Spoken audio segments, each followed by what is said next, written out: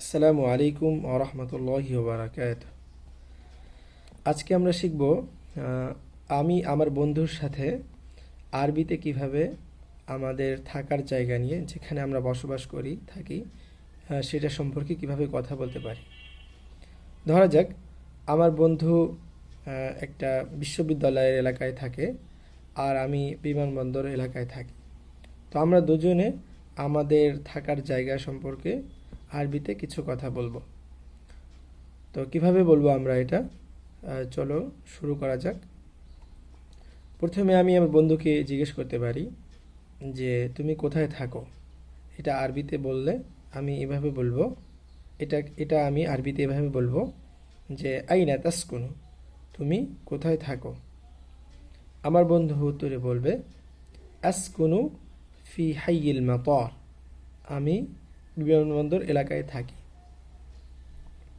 তারপরে সে আমাকে আবার জিজ্ঞেস করতে পারে যে তুমি কোথায় থাকো। তো সে এটা আরবিতে কিভাবে বলবে?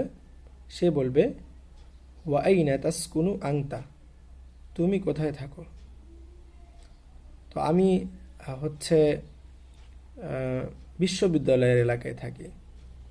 তো এটা আমি আরবিতে বলবো যে আসকুনু ফি হাইয়িল জামিয়া, আমি বিশ্ববিদ্যালয় এলাকায় থাকি, বিশ্ববিদ্যালয়ের এলাকায় আমি থাকি। তারপরে আমি তাকে জিজ্ঞেস করতে পারি যে তুমি কি কোনো বাড়িতে থাকো। হাল তাসকুনু ফি বাইতিন, তুমি কি কোনো বাড়িতে থাকো। সে উত্তরে বলবে যে সে যদি কোনো বাড়িতে থাকে তাহলে উত্তরে বলবে নাম আসকুনু ফি বাইতিন, হ্যাঁ আমি একটি বাড়িতে থাকি। তারপরে সে আমাকে আবার জিজ্ঞেস করতে পারে যে তুমি কি কোনো বাড়িতে থাকো। ওয়াহাল তাসকুনু ফি বাইতিন, তুমি কি কোনো বাড়িতে থাকো।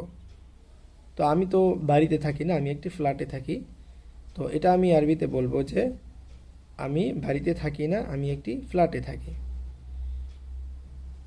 আমি বলতে পারি যে লা বাল আসকুনু ফি শাক্কাতিন, না আমি বাড়িতে থাকি না, বরং আমি একটি ফ্ল্যাটে থাকি। শাক্কাতুন শব্দের অর্থ হচ্ছে ফ্ল্যাট।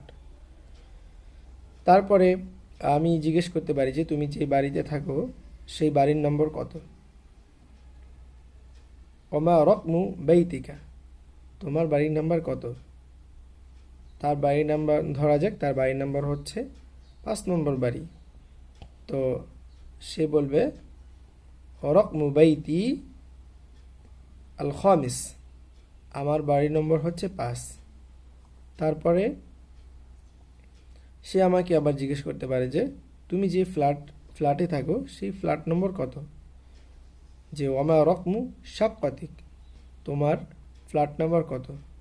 আমি উত্তরে বলবো রকমু শাক্কাতি, যেমন ধরা যাক আমার ফ্ল্যাট নাম্বার হচ্ছে 9, তো আমি বলবো রকমু শাক্কাতি তাসা, আমার ফ্ল্যাট নম্বর হচ্ছে তাসে। তাসে অর্থ হচ্ছে 9। তো এভাবে আমরা দুজনের থাকার জায়গা বা যেখানে আমরা বসবাস করি সেই জায়গা সম্পর্কে আমরা আরবিতে কথা বলতে পারি।